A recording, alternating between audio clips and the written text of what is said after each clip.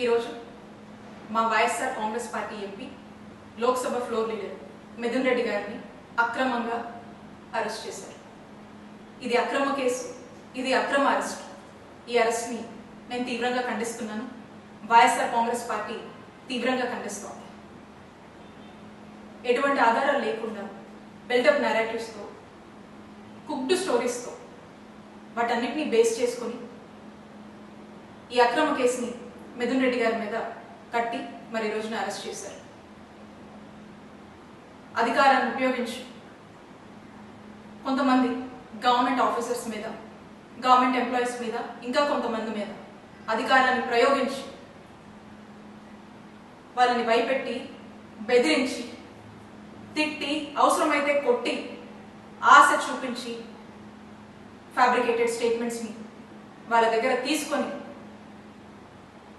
ఆ స్టేట్మెంట్స్ని బేస్ చేసుకొని మిథున్ రెడ్డి గారిని అరెస్ట్ చేశారు.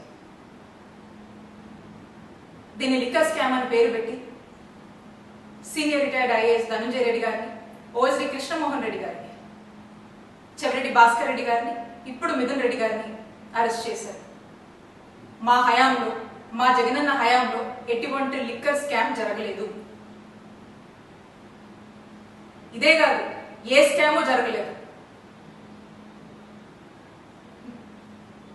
ప్రజల్లో లిక్కర్ కన్జంప్షన్ని తగ్గించి గతంలో కన్నా ప్రభుత్వ ఆదాయాన్ని నిలబెడుతూ, ప్రభుత్వ ఆదాయాన్ని పెంచి ఈ రెండింటిని బ్యాలెన్స్ చేస్తూ కావాల్సినటువంటి మెజర్స్ తీసుకొచ్చినటువంటి పాలసీయే జగనన్న హయాంలో ఉన్నటువంటి లిక్కర్ పాలసీ. మేము దాన్ని చాలా ట్రాన్స్పరెంట్ గా జగనన్న హయాంలో ఈ పాలసీని అమలు చేయడం జరిగింది. మీరు అంటున్నారు కదా లిక్కర్ స్కామ్ అది ఇదని. అసలు వాస్తవంగా లిక్కర్ స్కామ్ ఎప్పుడు జరిగిందో చెప్పనా? చంద్రబాబు నాయుడు గారి హయాంలో 2014 నుంచి 2019 వరకు మీరు తీసుకొచ్చినటువంటి లిక్కర్ పాలసీ రూల్స్ అన్ని డివేట్ అయ్యి ఏ విధంగా మీరు లిక్కర్ని ఏ విధంగా మీరు ఎక్స్ప్లాయిట్ చేశారో అప్పుడు జరిగింది. దాన్ని స్కామ్ అంటారు. ఇప్పుడు మళ్ళా చంద్రబాబు నాయుడు గారి హయాంలో ఈ సంవత్సర కాలంగా మీరు తీసుకొచ్చినటువంటి లిక్కర్ పాలసీ, అలాగే ఏ విధంగా మీరు సిండికేట్లు ఏర్పాటు చేసి మీకు నచ్చిన వాళ్ళకి షాపులు ఇచ్చి నచ్చిన రేట్లకి అమ్ముకోవచ్చు అనేటువంటి ఒక ఫ్రీడమ్ ఇచ్చి ఆఖరికి లిక్కర్ని డోర్ డెలివరీ దాకా కూడా తీసుకొచ్చి పెంచి పోషిస్తున్నారే, ఇది స్కామ్ అంటే. అప్పుడు ఇప్పుడు చంద్రబాబు నాయుడు గారి హయాంలో దీన్ని స్కామ్ అంటారు. వీళ్ళు స్కామ్ చేస్తూ మా జగనన్న హయాంలో లిక్కర్ స్కామ్ జరిగిందని మా వైఎస్ఆర్ కాంగ్రెస్ పార్టీ వాళ్ళని టార్గెట్ చేసి అక్రమంగా కేసులు పెట్టి, అక్రమంగా అరెస్టు చేసి, అక్రమంగా జైలు పాలు చేస్తా ఉన్నారు.